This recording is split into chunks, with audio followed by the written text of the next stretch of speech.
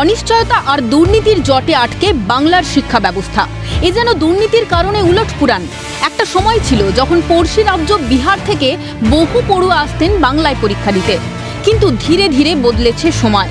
ক্ষমতা আর দম্ভের লোভে বাংলার শিক্ষা ব্যবস্থা জর্জরিত হয়েছে দুর্নীতিতে, আর তারপর থেকেই স্তব্ধ হয়ে গিয়েছে গোটা শিক্ষা ব্যবস্থা।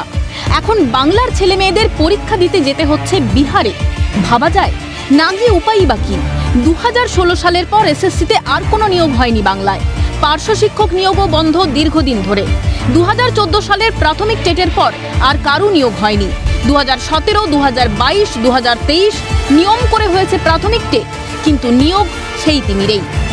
এদিকে হাইকোর্টের নির্দেশে বাতিল 2016 গোটা প্যানেল। বছরের পর বছর ধরে রোদ, ঝড়, জল উপেক্ষা করে রাজপথে নিয়োগের দাবিতে আন্দোলন করেও লাভ হয়নি চাকরি প্রার্থীদের। আর সেই করুণ চিত্র দেখেছে গোটা দেশ, আর বর্তমানে দেখছে ভিন রাজ্যে শিক্ষক নিয়োগের পরীক্ষা দিতে যাওয়ার তাগিদে হাওড়া স্টেশনের প্ল্যাটফর্মে ভিড় এ রাজ্যের চাকরি প্রার্থীদের। এ দৃশ্য কার্যতই বাংলার লজ্জা। দীর্ঘ 8 বছর কোনো পরীক্ষা হয়নি, সংসার আছে, পরিবার পরিজন আছে, তাদের মুখে দুটো অন্ন তুলে দেওয়ার জন্যই আজ বিহার যাচ্ছি, জানাচ্ছেন বেকারত্বের যন্ত্রণায় জর্জরিত এ রাজ্যের যুবক আদিত্য চক্রবর্তী। এখানে কলকাতায় থেকে মেসে দীর্ঘদিন ধরে আমরা MA, BA, B.Ed, M.Ed করেছি, নেট সেট পরীক্ষায় উত্তীর্ণ হয়েছি, পরীক্ষা দিয়েছি। এবং যখন আমরা এই যোগ্যতা নিয়ে পরীক্ষা দেওয়ার স্বপ্ন দেখছি, সেই স্বপ্ন এখন আমরা দেখতেই পাচ্ছি, আমরা সকলেই দেখতে পাচ্ছি যে আপাতত পরীক্ষা হওয়ার কোনো সম্ভাবনা নেই এবং দীর্ঘ 8 বছর ধরে কোনো পরীক্ষা হয়নি। এবং সেই জন্যে যেহেতু আমাদেরও সংসার আছে, পরিবার পরিজন আছে, তাদের মুখে দুটো অন্ন তুলে দেওয়ার জন্য আমরা আজকে বিহার সরকার পরীক্ষা নিচ্ছে বলে আমরা শিক্ষক নিয়োগের পরীক্ষা দিতে যাচ্ছি। একটাও এসএসসি দিতে পারিনি, দেওয়ালে পিঠ ঠেকে গিয়েছে, কিছু তো একটা করতে হবে। বিহার সরকার পরীক্ষা নিচ্ছে, তাই যাচ্ছি, জানালেন বিহারমুখী বাংলার যুবক সুজিত মণ্ডল। কিছু তো করার নেই। দেখুন, 2016 সালের পর আমাদের পশ্চিমবঙ্গে আর এসএসসি পরীক্ষা হয়নি। তা এখন আমরা B.Ed করেছি, MA করেছি, M.Ed করেছি, নেট সেট কোয়ালিফাই করেও আমরা বসে আছি। আমি এখনও পর্যন্ত একটা এসএসসি পরীক্ষা দিতে পারিনি। দেওয়ালে পুরো পিঠ ঠেকে গেছে। আমাদের তো কিছু একটা করতে হবে। তার জন্য বিহার সরকার নিচ্ছে পরীক্ষা। 1 লাখ চাকরি প্রার্থী, 1 লাখ নেবে, ভ্যাকান্সি আছে।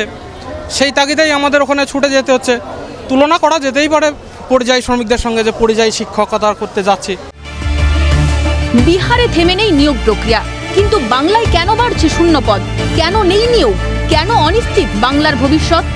বাংলার দীর্ঘ ইতিহাসে এমন করুণ চিত্র কি দেখা গিয়েছে এর আগে? জবাব চাইছে বাংলার চাকরি প্রার্থীরা, জবাব চাইছে বাংলার আমজনতাও।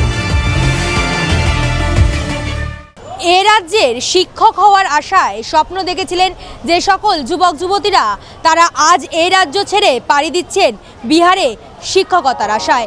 বিহারে শিক্ষক নিয়োগের পরীক্ষা হচ্ছে, কিন্তু এ রাজ্যে আপার প্রাইমারি কিংবা নবম থেকে দ্বাদশ শ্রেণীর শিক্ষক নিয়োগের পরীক্ষা হচ্ছে না প্রায় 8 বছর হয়ে গিয়েছে। বিহার সরকার যদি নিয়োগ দিতে পারে, পশ্চিমবঙ্গ কেন নিয়োগ দিতে পারবে না, উঠছে প্রশ্ন। এ রাজ্যের ভবিষ্যৎ প্রজন্ম কোন দিকে চলে যাচ্ছে? তারা কি অন্ধকারেই তলিয়ে যাচ্ছে? তা নিয়ে ওয়াকিবহাল মহলে একাধিক প্রশ্ন রয়েছে। ক্যামেরায় গোপালের সঙ্গে রেশমি রিপোর্ট, ক্যালকাটা নিউজ, হাওড়া।